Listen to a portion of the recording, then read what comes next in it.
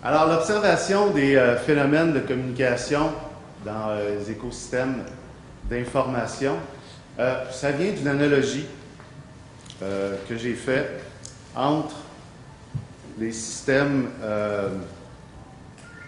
naturels, donc les écosystèmes naturels, qu'on peut définir comme les éléments constituant un écosystème forment un réseau d'échange de matière et d'énergie qui permettent le maintien et le développement de la vie.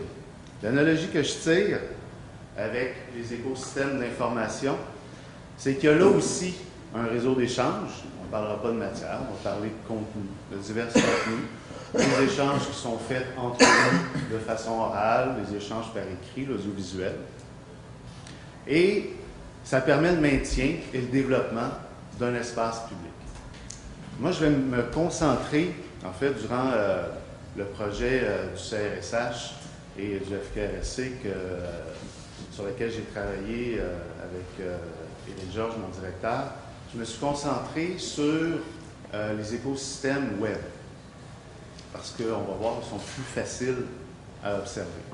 Donc, ma présentation va être en 3 temps. D'abord, je vais approfondir un peu l'analogie que je tire entre les écosystèmes naturels et les écosystèmes d'information.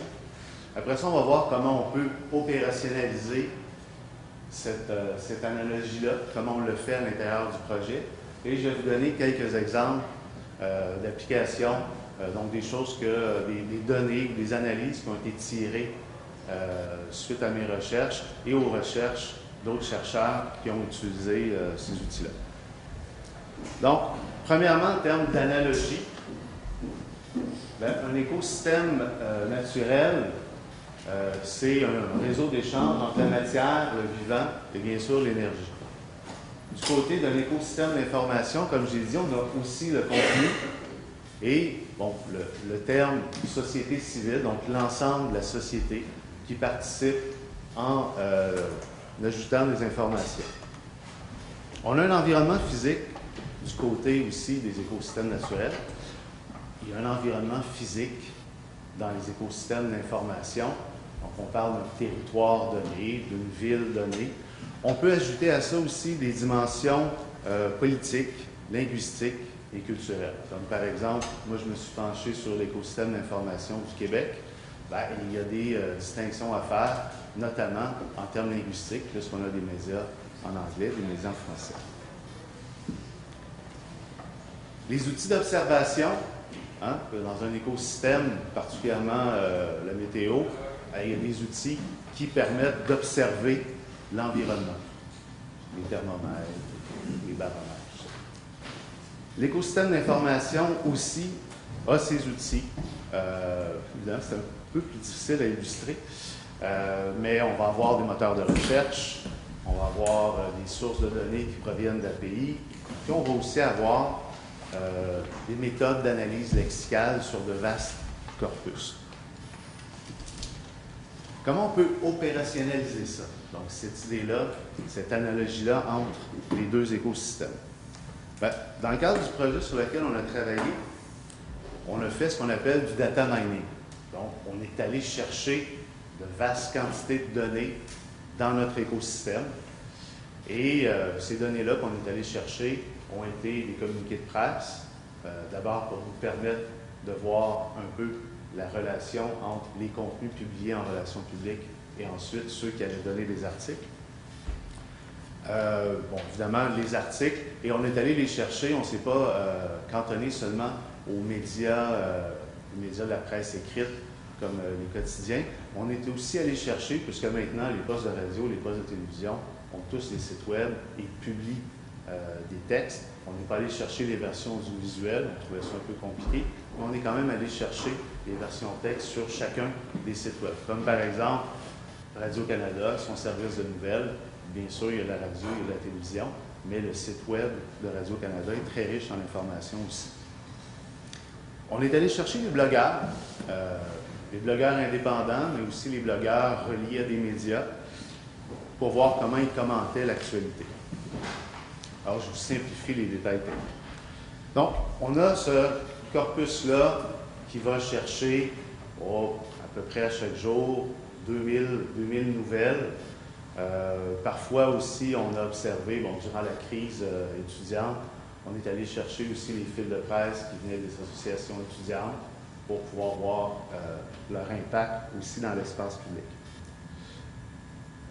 Toutes ces données-là, il faut les mettre en quelque part et on met ça dans une base de données. Pourquoi on le met dans une base de données? Certains vont dire, pourquoi tu ne te branches pas simplement sur Google Actualité? Tout est là. Oui, il y a beaucoup de choses, effectivement, dans Google Actualité. Par contre, quand on arrive pour traiter l'information qui est sur Google Actualité, là, ça devient difficile parce que ça se retrouve dans une page web. C'est difficile de faire des analyses à partir de ça. Donc, nous, on met ça dans une base de données. Et à partir de ces données-là, c'est là que ça devient intéressant, on va se mettre à faire des analyses. Premier niveau d'analyse assez simple, au niveau des métadonnées, chaque article vient d'un média.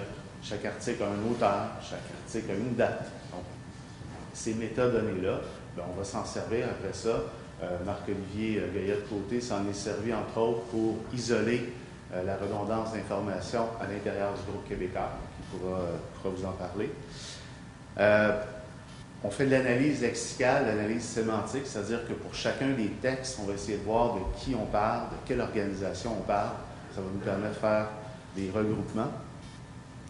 Le rayonnement social, ça fait référence aux réseaux sociaux. On veut savoir, chacune des nouvelles, est-ce qu'elle a eu une résonance chez Twitter, chez Facebook. Et le poids médiatique, parce qu'il semblait important d'être capable de distinguer un article qui provient de la presse qu'un article qui vient, disons, de mon blog personnel ou d'un autre petit blog, qui a un poids dans l'espace public qu'on va considérer un peu moins important. Donc, tout ça ensemble, ça nous a permis de faire des analyses de circulation d'information, de redondance de l'information, et ça nous a permis aussi d'essayer de voir l'influence des relations publiques à travers ça. Il y a Josiane Millette, entre autres, qui a repris tout le corpus, qui a fait un gros travail, toutes les nouvelles et tous les communiqués qui ont été publiés durant la crise étudiante, s'en est servi pour écrire un livre qui va paraître bientôt. Je fais presque la pub gratuitement pour Josiane, aux presses de l'Université Laval. Bon, alors ça sera complet. Quelques exemples d'applications. Alors, je vais vous montrer quelques tableaux. Ça, c'est un article qui vient de la presse, une cyberpresse. Et je vais vous donner un exemple un peu de ce qu'on en tire de cet article-là. Donc, on peut voir, en premier lieu, évidemment, on va aller chercher la date de publication, on va chercher l'organisation, mais où ça devient intéressant, c'est qu'il y a des traitements automatiques qui nous permettent d'aller chercher une thématique. Donc, on a à peu près 8 à 9 thématiques, le sport, la science, politique et enjeux sociaux. Donc, il y a déjà automatiquement, ce n'est pas le sujet, mais au moins on a la thématique. Et on va chercher ce qu'on appelle des entités sémantiques qui vont après ça nous permettre de faire des regroupements. Ici, on parle de Gazprom, de Greenpeace International. Tout ça est gardé, en fait, forme une énorme taxonomie. Et si après ça, on voulait retrouver chacun des articles où Gazprom, où on a mentionné Gazprom, on pourrait le refaire comme ça. On a également des personnes ici qui sont apparues dans cet article-là. Une des choses qu'on a fait, c'était durant la période des élections l'an dernier, on a voulu voir à l'intérieur des médias qui des chefs politiques étaient le plus souvent cités dans les médias. Puis après ça, on a voulu faire un sous-groupe, parce qu'on peut le faire avec les métadonnées. Donc, on est allé chercher un sous-groupe chez Québécois. Et on s'est rendu compte que Jean Legault, peut-être sans surprise, mais bon, là on avait une preuve, c'est Jean Legault qui était le plus souvent mentionné dans les articles chez Québécois. Donc, il y a des regroupements comme ça qu'on peut faire. Oui, j'ai dit Jean Legault. Oui, merci. Alors, François Legault. Alors, pour ceux qui ne sont pas familiers avec la politique québécoise, François Legault représente un peu la droite et des idées qui plaisent bien au groupe québécois. On peut aussi faire des représentations par thématique, donc dépendamment de la période qu'on veut observer. Là, ici, on les voit, c'est toutes les thématiques qui sont dans le système. Donc, on peut aller voir, soit par média, soit dans une journée, quelles sont les thématiques qui sont le plus souvent traitées par un média ou un groupe de médias. Là, je vous donne des exemples. Les personnalités les plus souvent mentionnées, bon, comme je vous disais, si j'avais attendu à cette diapo-là, j'aurais bien dit François Legault. Donc ça ici, c'est une répartition des personnalités durant la période électorale dans les médias québécois.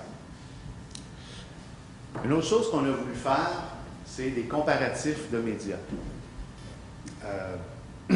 J'ai observé le New York Post et le New York Times, deux journaux qui opèrent dans le même écosystème, on pourrait dire, pour essayer de voir comment ils traitaient justement l'actualité en fonction des personnes qui mentionnaient. Puis, pour ceux qui ne sont pas familiers avec le basketball américain, dans le New York Post, on retrouve beaucoup de joueurs de basket, beaucoup de personnalités populaires, sans trop de surprise.